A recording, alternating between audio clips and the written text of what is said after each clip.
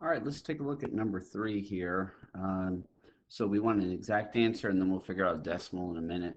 So what we're going to do here, since we have the same log base 6, we're going to use the product rule here, where we're actually going to multiply these together, and bring it together as a single log base 6.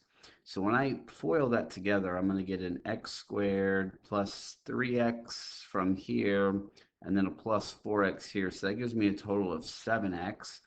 And then 4 times 3 gives me a plus 12 on the back end, and that's equal to 1.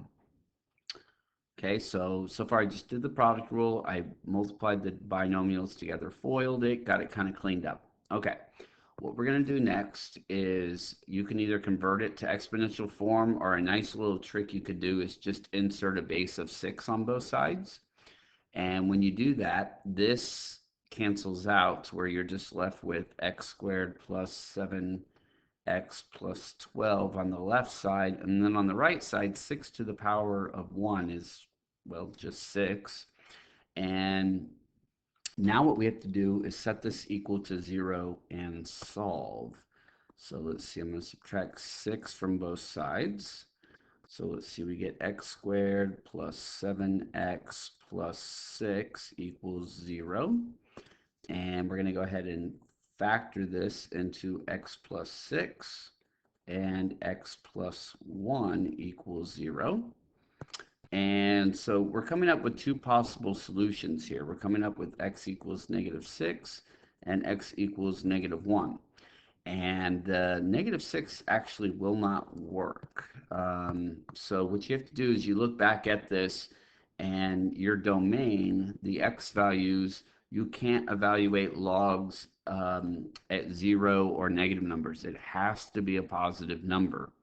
Um, so, because what's asking you is 6 to what power gives you this value in here. And so your powers, um, it's always going to be positive. It's always going to be a positive result. So uh, it's okay for x to be negative. It just can't make the expression in here negative. And so that's what negative 6 would do. If you plug in negative 6, that would be a problem, because if you tried to take log base 6 of, I guess it would be negative 2 if you were to plug that in right there.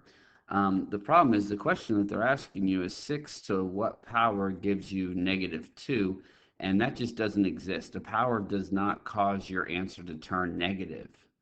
Um, and it won't make it 0 either. You can't make this into a negative or 0. So that's why we have to eliminate negative 6 as a possible answer. Negative 1 does work. Negative 1 does work. If we were to plug it in, well, let's see what we'd have. So if you were to plug that in for x, you'd end up getting log base 6 of negative 1 plus 4 is 3. And then plus log base 6 of negative 1 plus 3 is 2, right?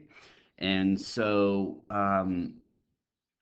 what's going on here is with the addition rule, you would actually multiply the 3 and the 2 together, and you get log base 6 of 6, and 6 to the power of 1 gives you 6.